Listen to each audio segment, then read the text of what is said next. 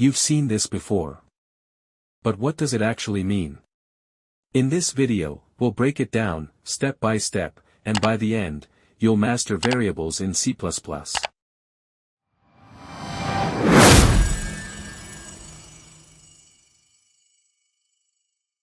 A variable is like a labeled box where you store information. It holds a value that can be used or changed later in your program. Think of it like this: you write int score equals 90, now, instead of always writing 90, you just use the word score. You can update it, use it in a calculation, or print it to the screen. This makes your code reusable, organized, and much easier to read.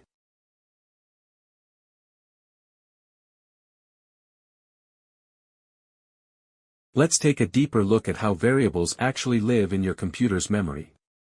Imagine the variable score as a small box inside your RAM. The name, score, is just a label, and the value inside, like 90, is what your program works with.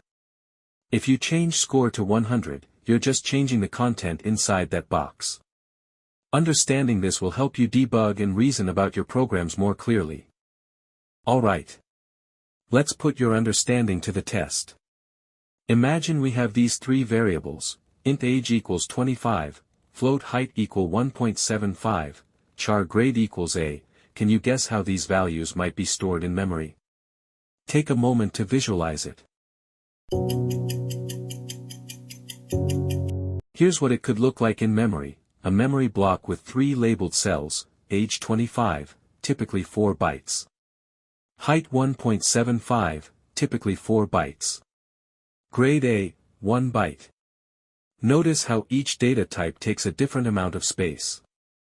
That's why understanding memory layout is super important as your programs get more complex. In C++, every variable must have a data type. This tells the computer what kind of data you're storing. For example, int stores whole numbers, like 25 or -10. Float or double store decimal numbers, like 3.14. Char stores a single character, like a. Bool stores true or false values. String stores a sequence of characters, like hello. Using the right data type helps your program use memory efficiently and avoids errors. For example, if you only need true or false, using bool is much better than int.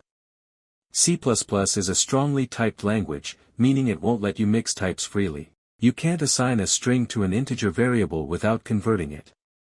To use a variable, you first need to declare it by telling C++ its type and name. For example, int age, this tells the compiler, hey, I want to create a variable named age that stores an integer. You can also initialize it, give it a value right away, int age equals 20, and yes, you can declare multiple variables of the same type on one line, int x equals 5, y equals 10. Initialization is a good habit because it avoids undefined values, which can cause weird bugs later. If you forget to initialize a variable before using it, you might get a warning or even an unpredictable result.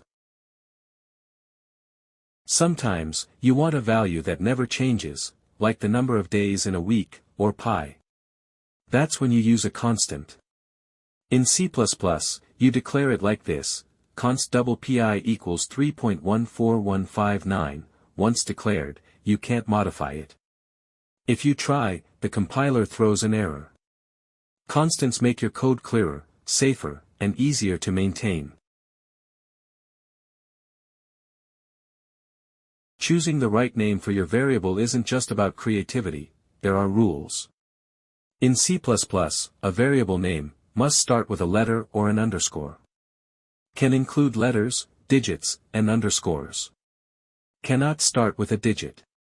Can't be a reserved keyword like int, return, or class. Names are also case-sensitive, so score and score are different. Use meaningful names like player score instead of x. It makes your code easier to read and maintain. Let's bring everything together with a real example. We'll declare some variables, assign them values, and print them out.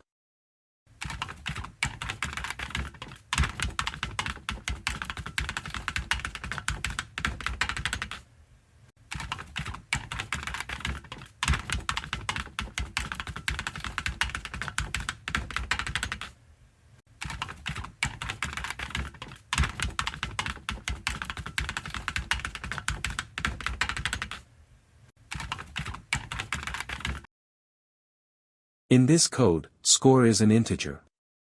Speed is a float, decimal number. Max score is a constant, it can't be changed later. And using cout prints the values to the terminal.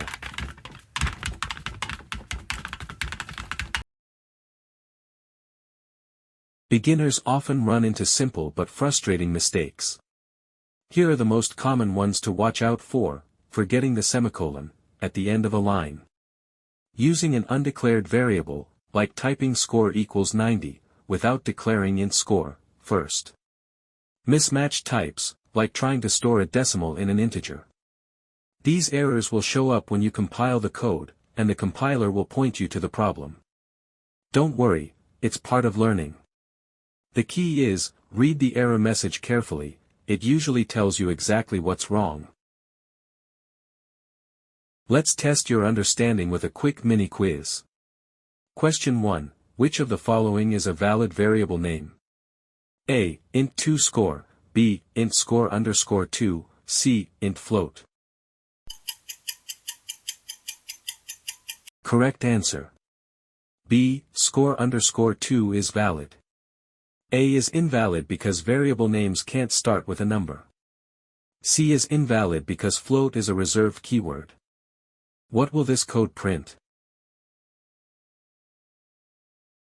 A. It compiles and prints nothing. B. It shows a compiler error. C. It prints A equals 15, B equals 25.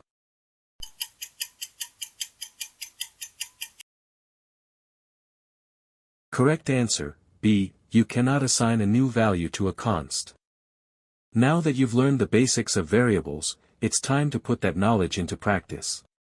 Here's a small challenge for you: create a program that stores your name, age, and favorite number in variables, then displays them using cout. Use the correct data types, follow variable naming rules, and try to include at least one constant for extra practice. Pause this video and give it a try. Then come back, we'll go through a sample solution. Let's go through the solution together. First, we include the necessary libraries, iostream for input and output, and astring for text. Inside the main function, we declare a string variable called name, an integer for age, and a float for favorite number. We also define a constant pi with the value 3.14, just for fun. Finally, we use cout to display all the values. This simple structure gives you a solid foundation to practice variables, constants, and output in C++. Awesome job! You've just learned how variables work in C++, including data types, constants, and naming rules. Remember, mastering the basics is the key to understanding more advanced topics. In the next video, we'll explore input and output in C++, how to take user input and display results. So don't forget to like this video.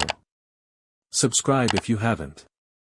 And hit the bell icon to stay updated. See you in the next one.